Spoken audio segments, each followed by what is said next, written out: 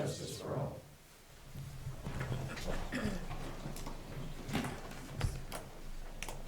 Good morning, everyone. Welcome to the June 20th meeting of the Board of County Commissioners. My name is Shelley Bueller, and I have the pleasure of serving as chair of the commission alongside Commissioner Kevin Cook and Commissioner Bob Archer. Good morning. Madam Clerk, the first item, please. First item is under unfinished business. Number 1, consider approval of request to solicit bids for purchase of capital equipment, Public Works. Good morning, Commissioners. Tom Block with Public Works and Solid Waste. As mentioned in the memo, this is a Public Works item that was discussed briefly a couple meetings ago, and just back here to see if there are any further questions regarding the request. Thanks, Tom. Follow-up questions, concerns?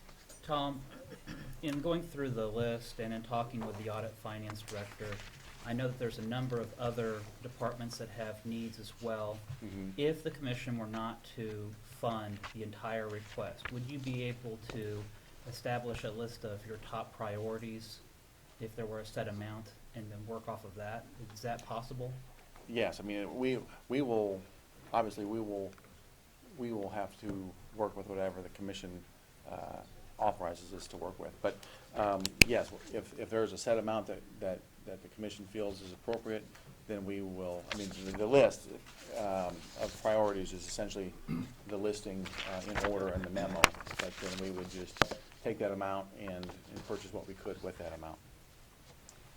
I agree, looking at just the rest of the request from, and considering we're just in June, an amount of about $300,000 is the amount that I was looking at. And so, yes, but I would much rather have you prioritize. Mm-hmm. And just keep in mind, if the strategic plan was developed thinking long-term and being able to keep our fleet going long-term, and so that was the purpose of it, and just want the commission to be fully aware that that won't meet the needs that we feel are, that we address in the strategic plan. It'll push them back to So, those needs will still be there. and I understand that, I mean, I understand the position the commission's in also with, I mean, I fully understand that, so it's not an easy decision for the commission, but Well, I think we will do, you know, we'll do whatever we can with whatever you authorize us to do. Thanks, Tom. Madam Chair, I would make a motion to expend an amount not to exceed $300,000 for the Public Works for the purpose of capital equipment. I Point will of second that. information, Yes. the motion is just to solicit bids at this point. That's correct. Right. Solicit bids to not to exceed $300,000. Right, and we would, excuse me, Commissioner, if I may speak. Oh, sure. We would develop requests for proposals or for bids for items that we think would get us to that number. Oh, okay. And then we would take bids, and then we'd bring them before the commission, of course, before we would be authorized to make the purchase, so. Okay, then I'll second that motion. So second to the motion, and again, to clarify, clerk, could you read that back to us? This is to solicit bids to expend a not to exceed amount of $300,000 for capital equipment for Public Works. Reflected. Yes. Okay. All those in favor of the motion say aye. Opposed, no. Motion carries 3-0. All right, thank you. Item 3, consent agenda. Are there questions or a motion on the consent agenda? Madam Chair, I do have one question on the consent agenda. On number 8, this is with the Parks and Recreation Department. I don't know if Mr. Knight I believe it is. Yep.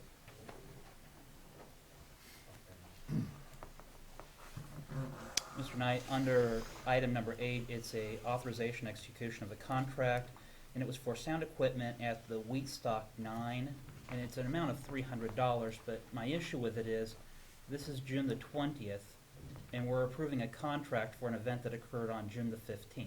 Right. What if shouldn't we have approved the contract before the event occurred? This is a dilemma we've been running into on several of these items. We can't, the payment contract and the invoice are issues that we've been dealing with from the beginning. I don't know if Randy's got an explanation on that, but we've been going back and forth on that. We've been trying to get payment for the people so we could pay them the night of. We can't do, it's just been an issue with these contracts. So Randy, I don't know if you've got any additional information as to why?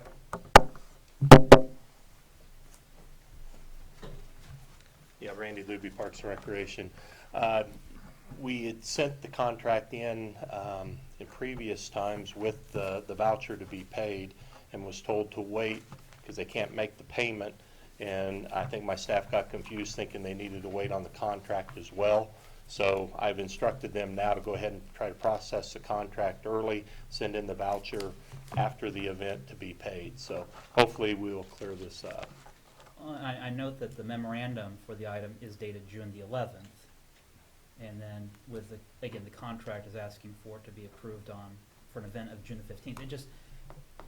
It puts us in a dilemma to where if there were a contract which should not be approved, we've already received the benefit of that person's services, and somebody's going to be very unhappy. Correct. I totally understand that. Another option might be that since the purchasing resolution allows the departments to expend up to a certain amounts, that this might be something that you just allow us to do maybe without a contract. Because of the delay of getting these items down here, because you guys meet twice a week, we could move a lot faster if that was something that we could just do on our own. I know I don't want the ability to sign a contract, but I want the ability to be able to make that deal, which that could have been done even before the June 11th. Is that a matter that you would be able to review with the audit finance director? Mm-hmm. I think that might be a really good solution to this. I would ask that to be done. Thank you. And I think that's an excellent idea, Commissioner. And I know there are discussions, I'm looking for Betty, on the purchasing resolution as well, and so when will we be seeing that before us? Betty Griner, Financial Administrator. What our plans are right now is once the budget is completed in August and in September, we will be looking at the whole purchasing procedures, process, limits, all of that will be reviewed at that time. And this is definitely something we can have part of that. Very good. Okay. Yep. Any further questions? I don't have any other further questions regarding the consent agenda. Is there a motion? I'll move to approve the consent agenda. Is there a second? Second. Second by Commissioner Archer. All in favor of the motion, say aye. Opposed, no. Motion carries 3-0. Item 4, new business. Item A, County Clerk, number 1, consider all voucher payments. Madam Chair, we have two sets of voucher payments this morning. The first is dated June the 14th, 2013, in the amount of $398,752.18. The second set of vouchers is dated June 19th, 2013, in the amount of $526,853.33. And I'll make a motion to approve the vouchers as presented. There's a motion by Commissioner Archer. Second the motion. Are there questions? No, no questions. Okay. All in favor of the motion, say aye. Opposed, no. Motion carries 3-0. Item A2, consider correction orders.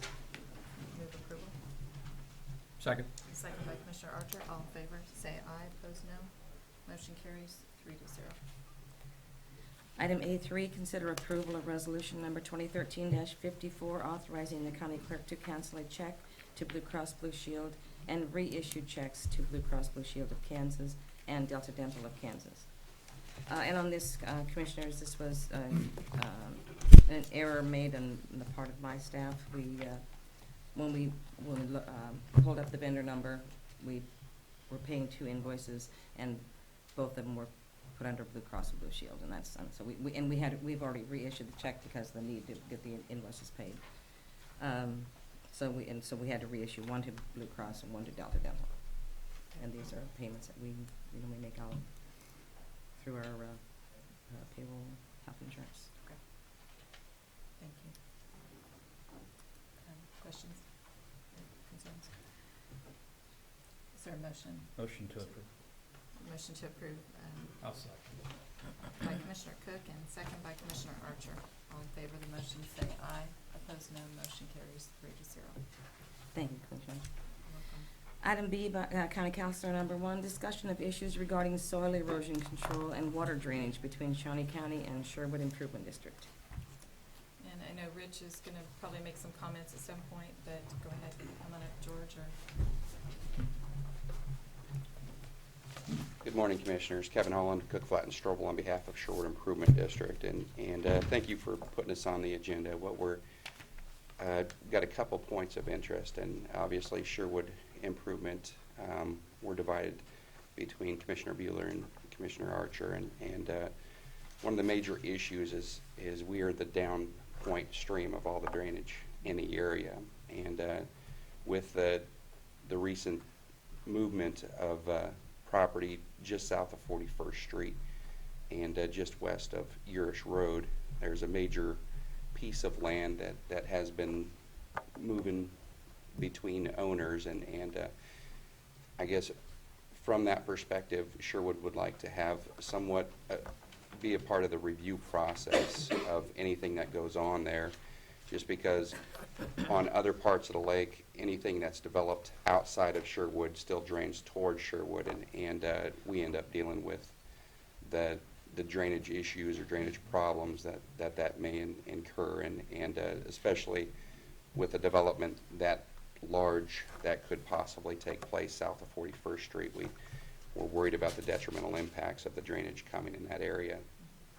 Spoke with Tom Block on and various other Shawnee County, Mike Welch as well, on a drainage issue we're dealing with on 29th Street of the Sherwood Park side, which I know is the city of Topeka, but the road is Shawnee County, and then on the south side of it is Sherwood Improvement District.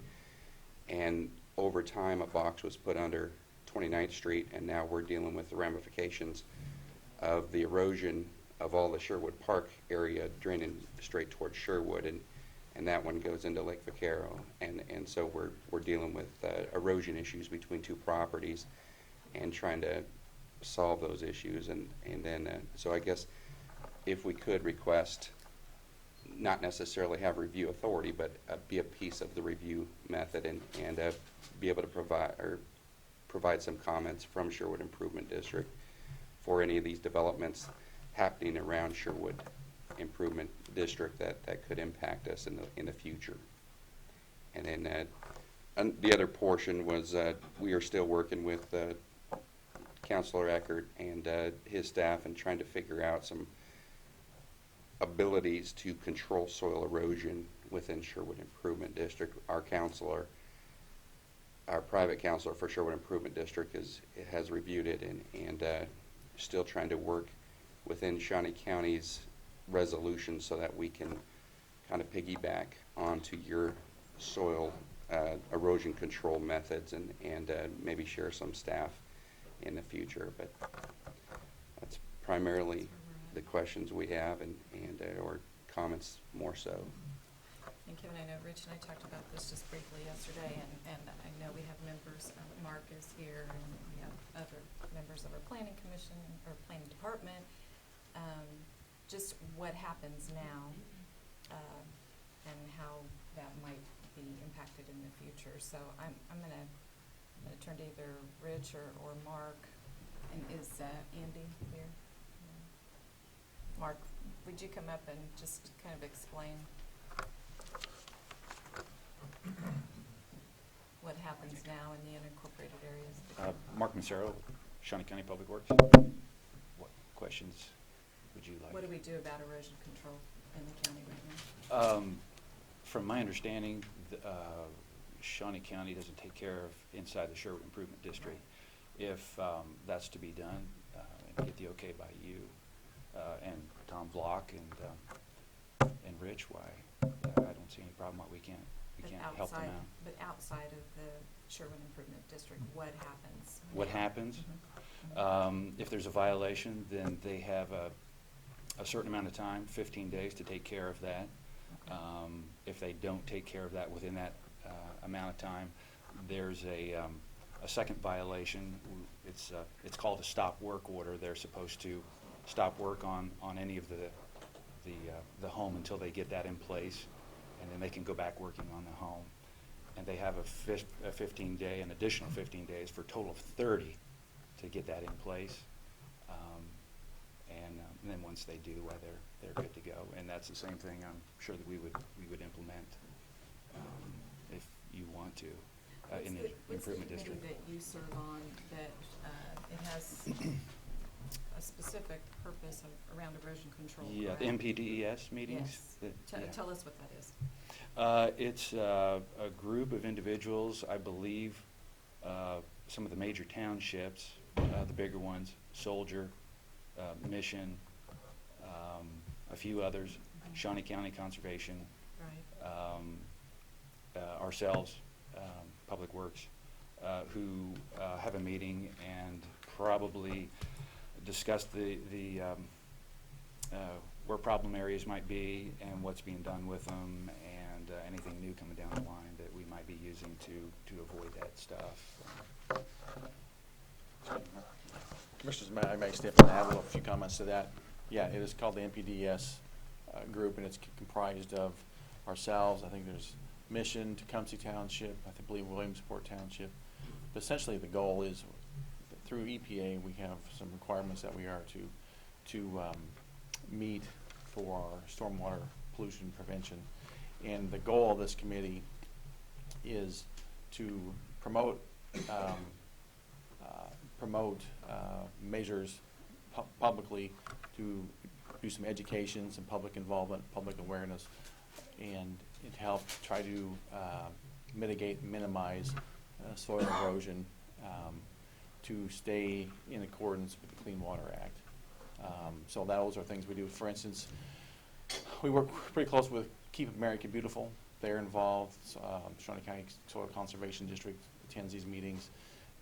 We just do a lot of different types of events. We will go to like the farm show or the lawn and garden show, set up booths, provide information to the public. We will help have volunteers that will help with Keep America Beautiful events, doing neighborhood cleanups. We'll promote household hazardous waste. It's just a whole array of not just soil erosion, but refuse and trash and hazardous waste, anything to keep the environment. But does it have certain boundaries, Tom? As far as, I mean, As priority. Yeah. You said it works with certain townships. I guess what I'm getting at is there anything that works with this part of unincorporated Shawnee County in regards to soil erosion? I'm not really sure if I understand what you mean by works with this part of the county. I mean, it's pretty much as far as I'm concerned, countywide, because, since we're at Shawnee County Public Works and we're an entity in this group,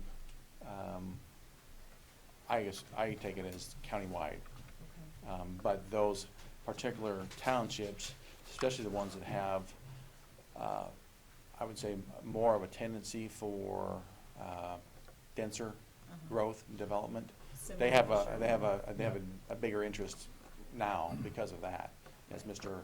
Holland had indicated, this parcel of ground on the south side of 41st Street, basically southeast corner of 41st and Indian Hills, there's a large tract of undeveloped ground that it sounds like the property has exchanged hands, and that's, I'm assuming or presuming that they are taking that as maybe a tip-off that something might be happening sometime in the future, and they just want to be, in the loop, which we of course have no problems with, so that when it does develop, there's proper measures put in place to capture any potential for erosion before it comes down the stream and enters into Lake Sherwood.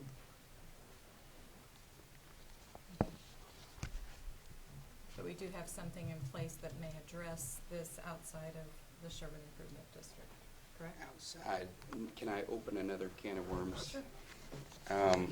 In dealing with Tom and Councilor Eckert, feels Sherwood Improvement District, I guess, and Rich, I may have to defer to your legal talk on what we specifically are. We're having difficulties enforcing erosion control measures within Sherwood Improvement District. We went to put a resolution together so that we could handle it ourselves. The problem that our attorney had indicated to us was that when we have a violator, we don't have the ability within the original papers that put an improvement district together in the state of Kansas to levy a fine on anybody within the improvement district. So anything we do, we can send an enormous amount of letters or anything else, but we can't, we have no teeth in forcing them to do anything else. And so we're back to the drawing board as to what we can do if we have a known violator and a situation. And I worked with these gentlemen here last year when a situation we were trying to resolve, and we kind of ran out of space because of the issues between Shawnee County and what Sherwood Improvement District is within Shawnee County. Correct me if I'm wrong, we're talking about two different issues. Exactly right. One within the district, one Correct. outside. Absolutely. And so what we can do, or what's existing that can help outside of the district, and then what we can cooperate on or put some agreement together to help within the district. Exactly right. Okay. Correct. And I think what Mr. Holland was referring to is being an improvement district, and this, again, I may have to refer to Mr. Eckert, but they have certain power. They're somewhat like a township, yet somewhat like a city. Yeah. They have certain powers, and in previous discussions with the council's office, I believe we tended to think they are more closely related to being a city as opposed to being a township. But with that comes certain abilities but certain responsibilities as well. And I think what he just indicated, their attorneys, they apparently don't have any finding capabilities, so that puts them into kind of a Right. having no teeth. I But guess. there's nothing outside there's nothing that prevents them from participating in what you are doing in the unincorporated areas. Being, just like the townships are helping with the soil. No, and we've had some discussions about essentially, since they are, I guess, more closely related to a city, so the responsibilities for that would fall on the improvement district to make Right. that happen. Right. There is nothing, we've had some preliminary discussions regarding, like, essentially contracting with us to be that, well, I guess I don't know if you necessarily call it an enforcement arm, but the one that would go out and then make a recommendation to say, this is an issue, you need to do this. Right. You know, but if we were to say this person's not following the resolution you adopted, and we say, we believe you should start fining them, I don't believe they have the ability to fine them, so it really gets them nowhere, there's no Correct. leverage. Which is the difference between, like you said, on the outskirts, Shawnee County still has the ability to do everything they do within Shawnee County in the townships as well. The problem is our line in Sherwood Improvement District kind of seems like we're on an island without any ability to do anything. And we've sent an abundance of letters to those violators. We've met with the violators, but basically when the violator says, yeah, great, and continues on, and then all of the erosion control, you just watch it on a heavy rain, goes right into the lake. It's difficult to react to. And we're kind of, you're right, we are talking about two separate issues. And as Tom said, yeah, the tract south of 41st Street, we may be years here in advance of anything taking place, but would rather be at the table talking now than during construction. Kevin, what were you hoping to accomplish today? Was it just discussion about this? Or? Open up discussion Okay. and ask. We are more than happy if we can use Shawnee County in a contractual way to, and as Tom said, whether it's an enforcement arm or to be able to, if we have a violator, to have Mark be able to go take care of it as he would in any other part of Shawnee County. And if his services need to be billed directly to us, we're more than happy to do that. We're just looking for an avenue to be able to go forward and stop some of the erosion control violators that we've had no teeth in doing in the past. How Well, I closely- think the issue there too is, yeah, we could send Mark out to go out and do those first preliminary steps, but if it gets to a point where, they're not being compliant after the stop work order is issued, then who can do the fining? Sherwood Improvement District apparently doesn't think they can, and I don't believe, and I have to refer to Mr. Eckert on this one, I don't believe the county could fine on their behalf. I don't know that, but.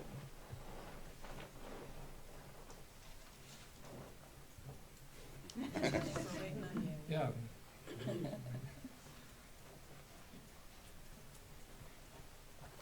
Good morning, Commissioners. Rich Eckert, County Councilor. I hadn't heard yet that there's an opinion by the attorney for the Sherwood Improvement District about what their limited powers are, so that's kind of news to me. I suspect that what he's referring to is the original charter that formed the SID back in the 50s, and if you read that charter, which I have, it does seem to have a limitation that their issues are their drainage issues. It's kind of like a drainage improvement district. That's how it was originally formed. But since then, there's been a plethora of statutes passed that govern what improvement districts can do. And as Sherwood is defined, and with those statutes, they look almost exactly like a city. And when I first became county councilor, our office kind of treated them just like another township. But when we actually sat down and read the statutes, again, different than their charter, the statutes basically turn them into a city. I mean, you can't even annex them without going through a special form of annexation. So they do have the powers of a city. So I guess we have to go back and look at the conflict between the charter and the statutes. But they have actually a great amount of powers. One of the things they can do is I do believe they can contract with the county, and by adopting our rules, we can provide that enforcement. I think we do the zoning for Silver Lake. I mean, that's a very similar function to what they're asking for. Our planning department provides that expertise to them. There's no reason why our enforcement arms, and we have several in several different departments, can't provide that for Sherwood. But what I look at it is that ultimately any enforcement, at some point in time on one of them, you're going to end up in court. And at that point in time, you have to look at, do you have standing to proceed with this exercise? And there always seems to be a fear amongst some organizations about doing that. Well, I say, let's not have the fear, let's just do it.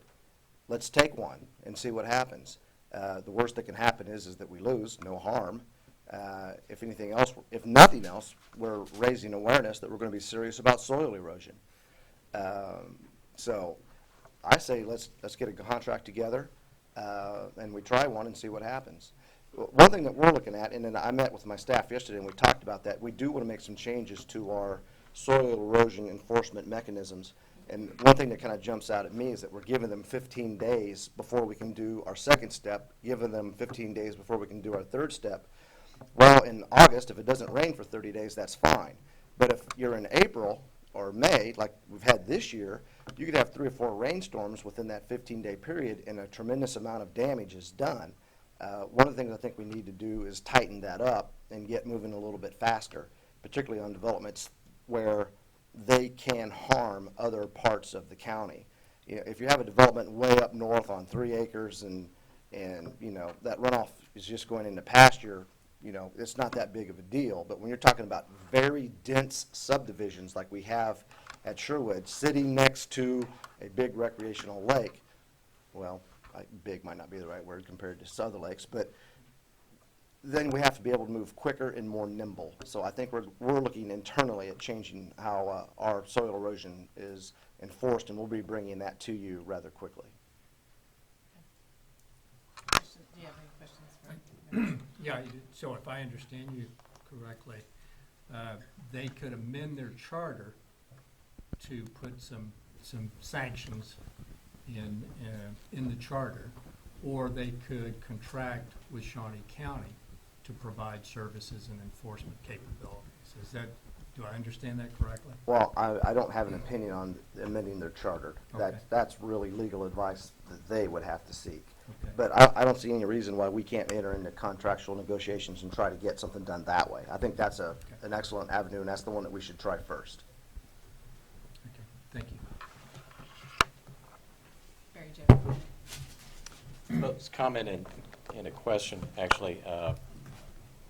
Just following up with Rich's comments, the planning department currently applies its building permit procedure as well as zoning within the Sherwood Improvement District. We don't make any distinction based upon that. Am I understanding that we are not to be applying building codes building permit procedure and zoning within that area? Because, that's a county process now, and I'm just trying to understand the distinction with stormwater management. If we can apply building code, or building permit procedure and zoning within the Sherwood Improvement District, how come we're not able to also apply our stormwater management regulations within the district?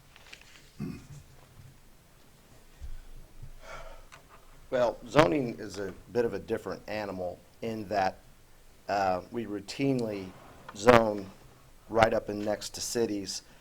And I do think that is a distinction, but I'll look at that again to be sure. But, zoning is purely a statutory mechanism. And right now, we don't see a problem with doing the building permits and the zoning. We don't see that as a conflict. But it's all these other police power enforcement things that looks like they're part of the statutory process for these improvement districts. Again, it's a difficult question. They're different animals. There's not that many of them. But we have probably the most robust one in the state of Kansas right in our county. So at the present moment, I don't see a problem with that. We probably want to keep the building permit process if we can, because that's the single best mechanism for soil and erosion enforcement. You pull somebody's permit, and that's basically the death penalty of enforcement. So right now, I don't see a problem with that, but we'll do that look-see as well. Look-see is a legal term, so. Technically. Right. Okay. Any other comments? You good? Okay, all right. Thank you for being here today, and we'll continue this discussion, I'm sure, so. Next item, please. Item C, Public Works Solid Waste. Number 1, consider approval of request to sign KDOT 1302 form, request for construction project for the Southwest Carlson Road over Mission Creek project. Good morning, Commissioners. Tom Block again with Public Works and Solid Waste. As mentioned, this is a Public Works item. To give you a little bit of background on this, is about a year ago or so, we were contacted by some elected representatives from Wabunsee County who had asked us to look at this bridge for possible replacement as part of our sales tax program, which is located on Southwest Carlson Road, I think about half mile south of 57th Street. This bridge is a large truss bridge, and at the time when we met last year, we did not believe, and we still do not believe, we can fit it within. It's not one of the. It doesn't meet the. It's not one of the. There are other bridges that have higher priority than this bridge to fit within our sales tax program. However, recently we were notified by Kansas Department of Transportation that they have what's called a call for projects for off-system bridges, which off-system means not on their system, and in which there is essentially an 80% grant funding and a 20% local match to replace bridges. Now, with that kind of grant assistance, we would then have the ability to fit it within our sales tax program. So that is what we are here requesting, and then to submit an application. And we are pretty optimistic. We are pretty optimistic that we would have a decent chance of getting this bridge selected as being one of the bridges to be replaced, because it's one of those. It's called fracture critical bridges, or truss bridge, and those are high priority bridges as far as the state's concerned in getting replaced. But we're pretty optimistic we might have a chance to get it selected, and if selected, then we would essentially, between ourselves and Wabunsee County, would split the 20% cost match, and that split is based on valuation of the counties. So we would take basically 95% of the 20% match, where Wabunsee County would be responsible for 5% of the 20% match, which is not a pretty small amount on their behalf. But So it's our request that we are allowed to submit an application for this. We would use our sales tax monies for our match. And the estimated cost of eligible items is $653,100, and that does not include design. Design is 100% on the applicants. And that design is estimated to be like another I think it's $85,850. So our estimate of what our total portion would be right around the $200,000 mark, of which we can fit into our sales tax program. If we don't get selected, or if we're not approved to submit this application and/or don't get selected, I don't know if we would ever, I don't know when we would replace this bridge, if ever. But, so with that, I'm asking for permission to submit and then use the sales tax monies to use as our local match. We had conversation with officials in Wabunsee County. Are they aware that we're applying for this as well? Yeah, I believe Mr. Flanagan had made some mention to them, but if not, I mean, we had discussions a year ago looking at this. When we were on the and bridge. Because, so. right, yeah, we were on the bridge. Commissioner Bueller was there. There is a state statute when a bridge borders a county line that each jurisdiction is responsible for their share based on the assessed valuation of each county. Any other questions?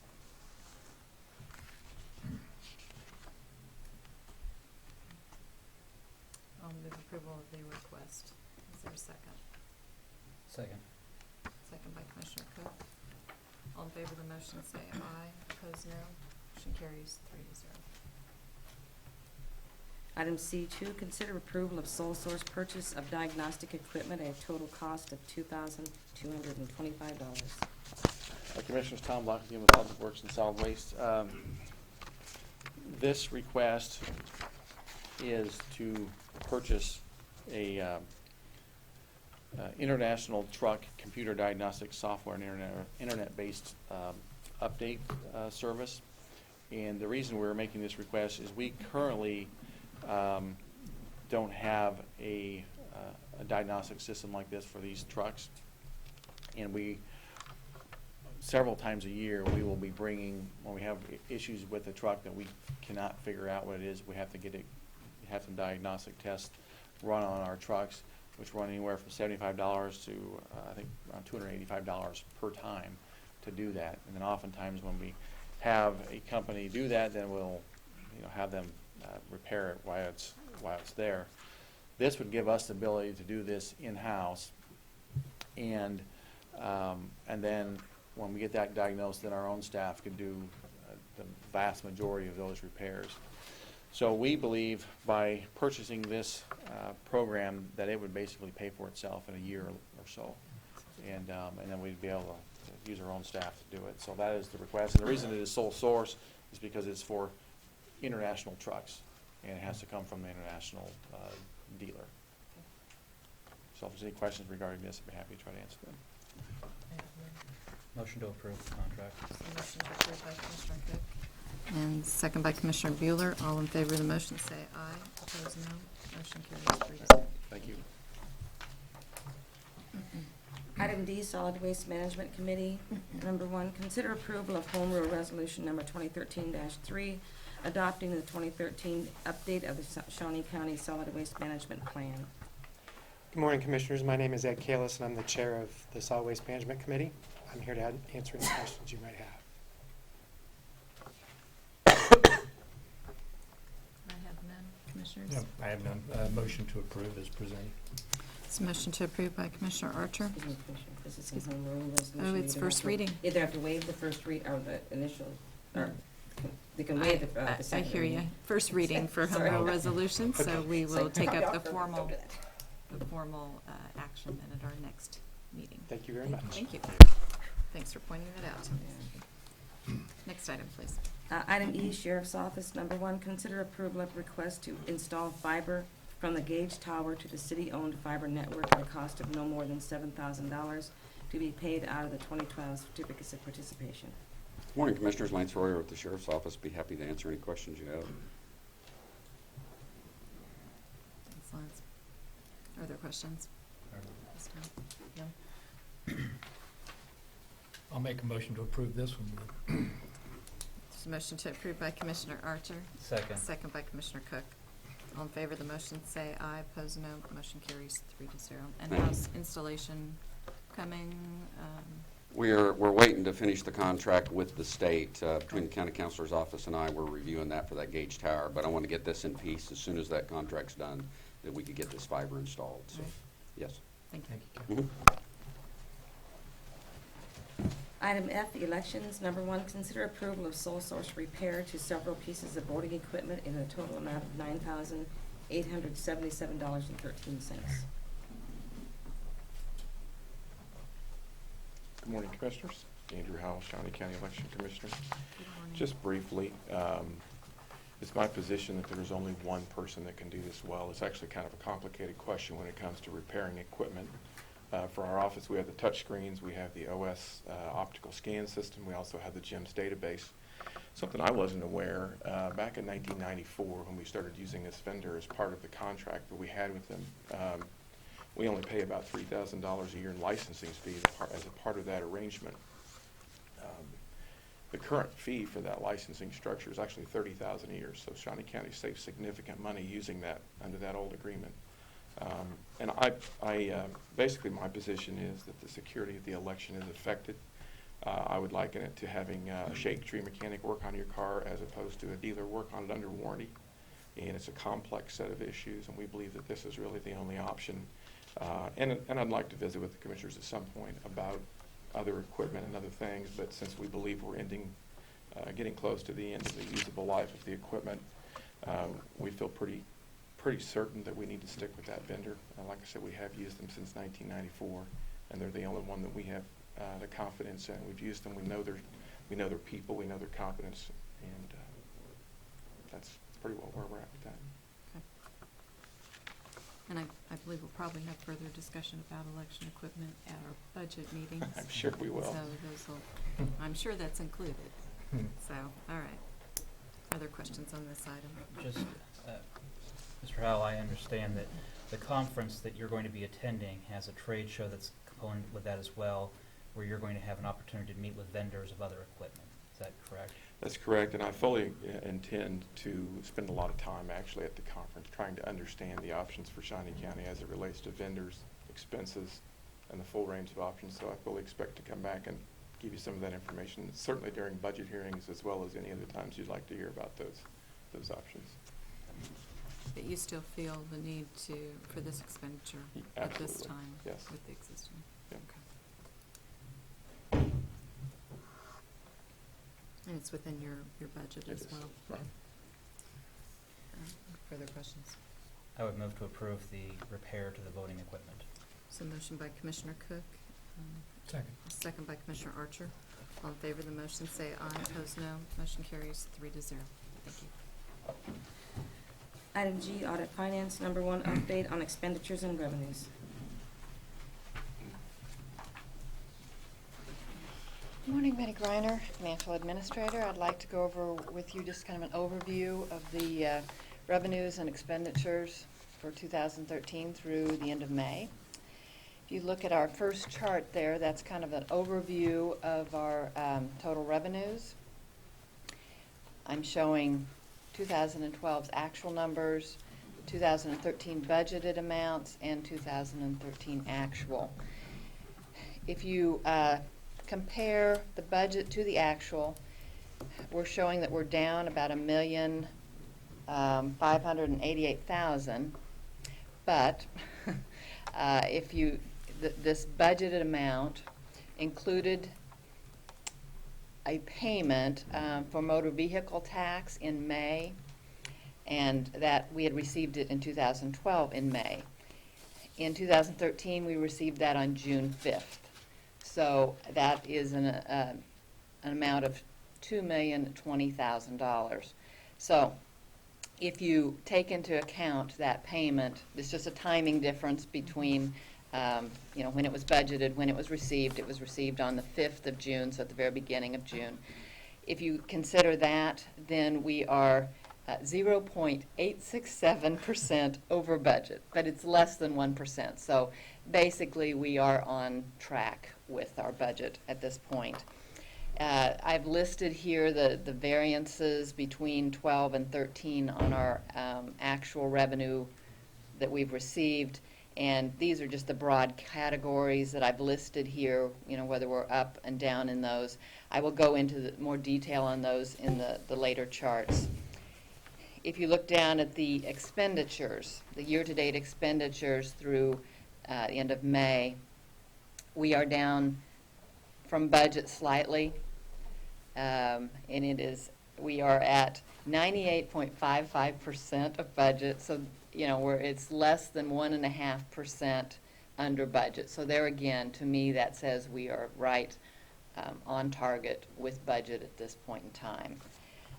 Now, if we look a little more in detail at the revenue, the next chart shows tax revenue. We are showing our ad valorem tax revenue is up $631,000, but when you look at the total, that is below 2%. So, even though the amount looks like a large amount, it's below 2%. We are down on the motor vehicle tax to date, but there again, that's the item that I mentioned that we received in June. We're down a little bit in the highway tax, but there again, overall, if you look at it, we are again right pretty much on budget.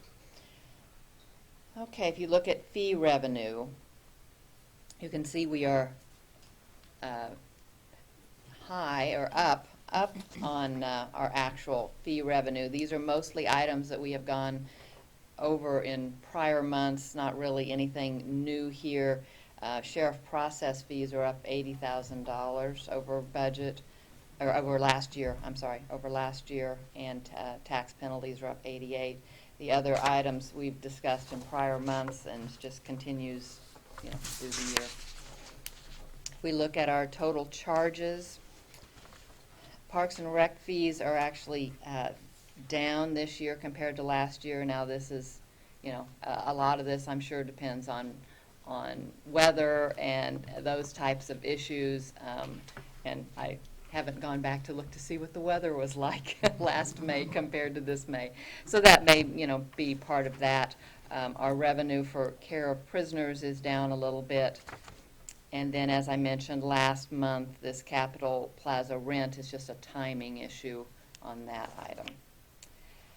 If you look at other revenue, that is down, but there again, in prior months, I've mentioned that as per our agreement, the amount that we receive from the city for the Parks and Rec merger decreases each year, and that is as contracted, so that is the majority of that.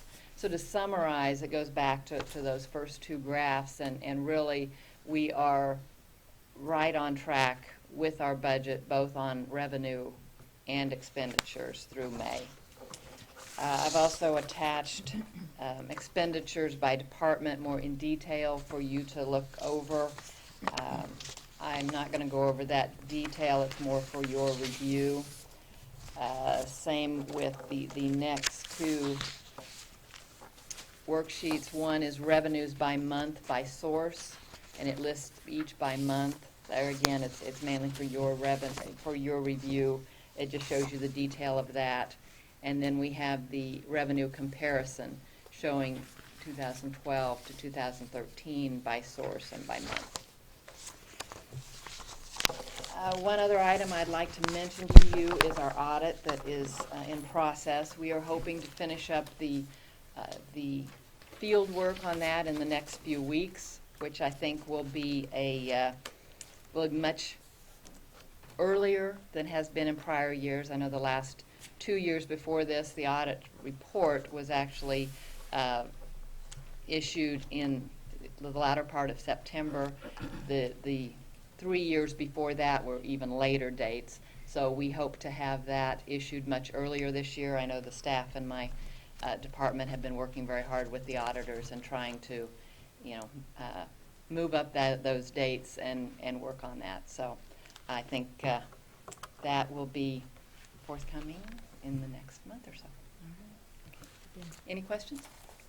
I have no questions. Yeah, thank you, Madam Chair. A couple of things, Betty. Number one, I'm glad to see the audit moving along well. That's important to all of us. I think that goes well. The other thing I wanted to, it sounds like we're pretty much on track as far as revenues and expenses for the year. And I don't know if you've looked at it yet, but given that, have you thought about the projected end-of-year balance that we would have if everything goes according to the budget amount? I don't have that with me. Okay. I believe that's information that I sent to you recently of a projection based on budget. I can certainly present that at a meeting to you. I kind of came up with a best-case scenario and a worst-case scenario based on what the budget is. At this point in time, it looks like we are pretty much right on budget. Okay. So would expect that to be the same, but I can certainly present that at a meeting if you Yeah, would like me to. I didn't know if those numbers had changed since you No. sent that. No, they have to not. us. That should still be. those But I should think still- that's going to be an important number that we Yes. look at as we go through the budgeting process. Yes. As I think all of us have talked, I feel like it is very important that we increase that general fund balance going forward as much as we can. I think that is something we need to kind of shore up that general fund balance for future years. And I agree. I think that's mandatory. I don't think that's optional. Right. Okay, thank you, I Patty. agree. And that's all I have, Madam Chair. Commissioner Cook, No, did you- I have And I know we've received the expenditures request from the departments, but you're gonna be working also on the revenue Yes. portion of it. Yes, and that's- projecting out for budget. And what I would as like to well. do is try to have that to you before we go into the budget Budget. discussions with the department heads, so you kind of know what the revenue piece of that looks like Right, as you're looking at the expense side. that'd be helpful. Okay. Yeah. Betty, one other, Yes. we might wanna, the graphs, we might wanna get that so that we can put it up on And the I was, whiteboard. yes, I think that is something we could, if you would like to, we could Yeah, put them up on the screen. The last couple pages, they're really small print, but those graphs, I think, would Yes. be good, then people at home could see them. Well, plus we spent a fortune on that. The only thing we need to use it. Okay. Not a fortune. Well, just We kidding. spent some dollars, yeah. Yes, so yes, it'd that's be something we could It's easily a do. great tool, yeah, to visualize for others, so, Yes. yeah, great, thank you. Small fortune. Item Depends on five. your idea of a fortune, yeah. Administrative communications. And I know Mr. Bill Wagnon is here today, and he asked for a little bit of time. Welcome. My name is Bill Wagner, and I'm with the Shawnee County Historical Society's Landmark Preservation Committee. Madam Chairman and members of the commission, I want to make a preliminary report on a project that we have undertaken, and that is since the commission has indicated that they are going to replace the bridge at Willard that crosses the Kansas River, that the society wanted to, or did, recognize that this is a unique opportunity to recognize the historic significance of that area in the settlement and patterns of Kansas. And as a result, we've sponsored and produced a series of public programming that brings attention to the history of the area.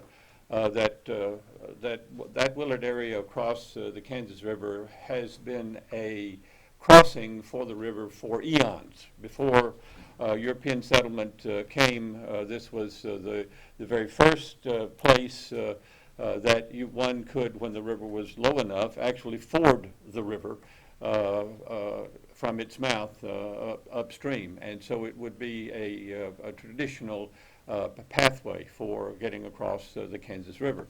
And certainly by the time Western settlement begins in the 1840s, it becomes even more important, and it becomes one of the options that migrants to California and Oregon in the 1840s use to cross the Kansas River when they began their move west out of Westport. What we at the Historical Society are interested in is to take advantage of those situations where we can call public attention to these historically significant developments in our county's history. And since you all are going to be replacing this bridge one of these days, when you find the money to do so, we want to make sure that the planning of the bridge replacement includes the options for river access as well as public commemoration, heritage commemoration of the significance of that area. And such as the importance of the river and river access has been heightened recently with the federal designation of the Kansas River as a federal river, and the interest of the Brownback administration in increasing river usage and heritage tourism that goes along with the Friends of the Call kinds of activities for recreational use. And we've had two public programs already in May and June, in which we had attendance of between 70 and 90 people who indicated a real interest in this. Our next program is scheduled for July 10th. And it will be a program devoted to the Oregon Trail, centering around showing a movie, John Wayne 1930 movie called The Long Trail, that demonstrates the enormous investment in human and animal energies in making the migration from the settled regions of the Mississippi Valley to the West Coast.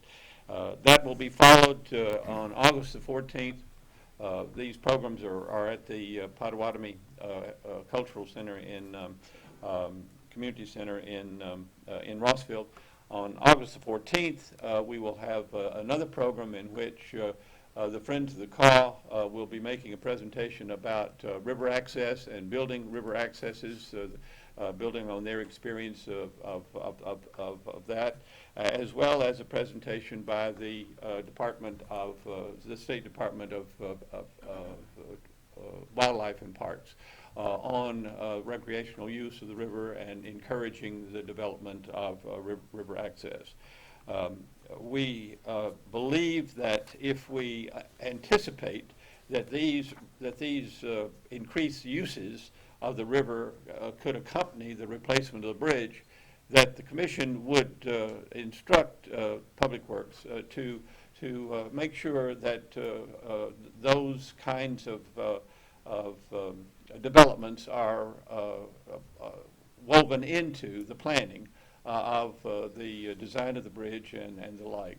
For instance, one of the things that could easily happen would be that all of those accesses to the river that are going to be necessary for the movement of machinery and equipment in to build the bridge replacement could be made permanent as opposed to temporary. And that would, particularly with the way in which the river itself is channeled, the north side of the river would be the ideal place for a permanent access to the river to be installed.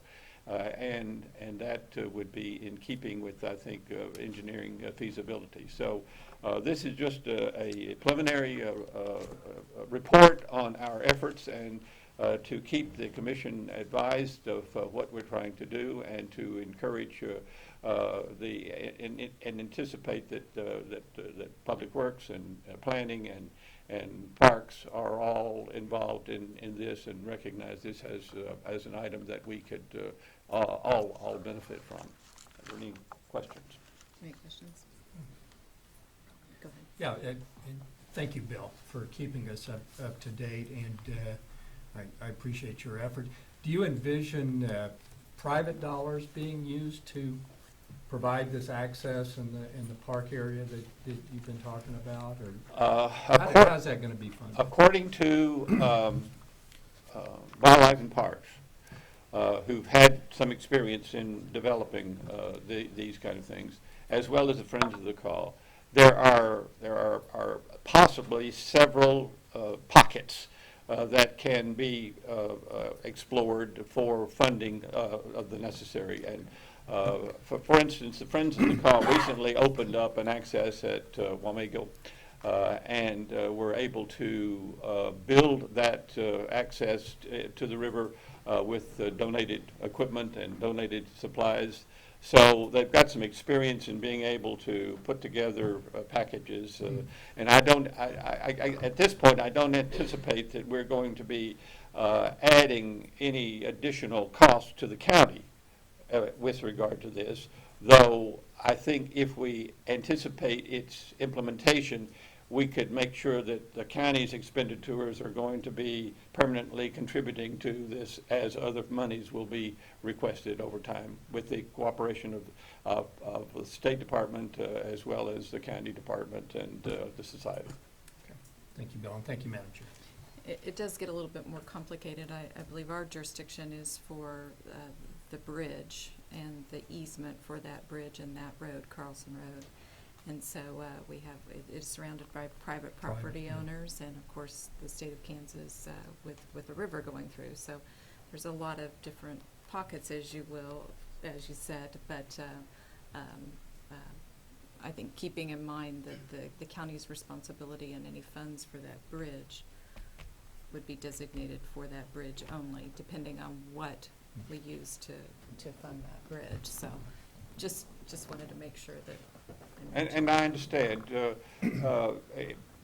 My point is to make sure that any bridge money that's going to be expended in the name of building the bridge also can be reinforced by the making those kind of investments like access, easement and the like. You're going to acquire the easement to build a bridge anyway. You might as well think in terms of including river access as a part of that easement process. And so I don't anticipate, from my perspective as a historian and not an engineer, that those are incompatible if we're thinking ahead and anticipating that we will have multiple uses for these investments.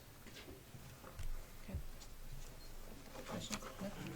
Thank you very much. Thank you for very being much. here this morning.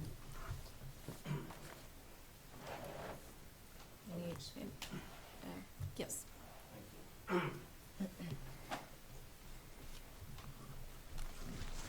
Commissioners, Joseph Ledbetter, I'm an attorney here in Topeka. I might just comment on easements. A lot of times use temporary easements for construction, so might keep that in mind. First thing I'd like to discuss is I did do a op-ed. I've submitted to the CJ today. One of the things I discussed was if we have a shortage of money for the expo, maybe it's time to consider something innovative, which a lot of other cities and jurisdictions have done, and that's sell the naming rights of that building to a private entity and let them generate some revenue for maintenance and improvements. And not being a member of a board on that, I'm a citizen, and I think citizen input is certainly desired, and I think it's a good idea. And I've talked to other people about it and said, wow, why haven't we thought of that before? So I think it's time to at least talk about that. I did drive through their parking lot the other day, and I did see some potholes at the very south end, and I thought that was part of normal maintenance. But even if it isn't, there's a source of money that potentially would take care of problems. I gave to Mr. Knight a copy of this, and so I'm short one copy. but I'm going to hand this to the commissioners with your permission just a minute. There's a piece of land that I have a client that wants to just simply donate now to the county that's part of Betty Phillips Park. And I faxed this to the county commission about 4 weeks ago. And at some point, he would like to donate this piece of land that is now isolated in a public park. He tried to do it with the city. It fell through cracks. I don't know why, but I approached the manager earlier this year when he brought it up to me, and I said, did you guys deed all this land to the county? He said, yes. So I said, well, then I need to take it to the county. But right now, this lot has been built on. It's got sidewalks. I'm not sure about playground equipment on it, but it really needs to go ahead and become part of that park. It's Betty Phillips Park. It's part of the High Crest NIA where I'm president, and I just told him I'd handle this pro bono, work with whoever your designee is to make it so. I'll just go ahead and hand it, and there's the, if I may. I'm sorry I don't have a copy for the clerk. I apologize. I gave it to Mr. Knight. One other item. The NIA has passed a resolution and discussed this. It also involves another park that's in that NIA. It's called Adams Park. And nobody really knows why it's named Adams Park other than it's on Adams Street. But they have one of their favorite council people, one of the people that helped set up the NIA originally, named Betty Dunn. And she's a person that on the council actually proposed the city manager form of government being considered. I remember working with her and lobbying for that. She's really loved and endeared by that neighborhood, and they would like to name that very small, I think it's about a half-acre park, after her, and Betty Dunn Park, and they passed a resolution, and I'd like to work with whoever your designee is to see if we can make that happen. It'll be no cost to the county, and I think people in the neighborhood will pay a lot more attention to it and help take care of it in their own way. That's all I have. So if I could just have somebody communicate with me, I can leave my contact information with your secretary, but it's basically 232-3700 is my law office, Joseph Ledbetter, and my email is joe@ltlawtopeka.com, and I've communicated with commissioners in the past, so I think you have a record of that. That's all I have. Thank you. Thank you. Next item, please, or any other administrative communications? No? Okay. Next item, please. Item 6, executive session. Is there a need for executive session? I look for Ashley. No? Okay. If not, we are adjourned.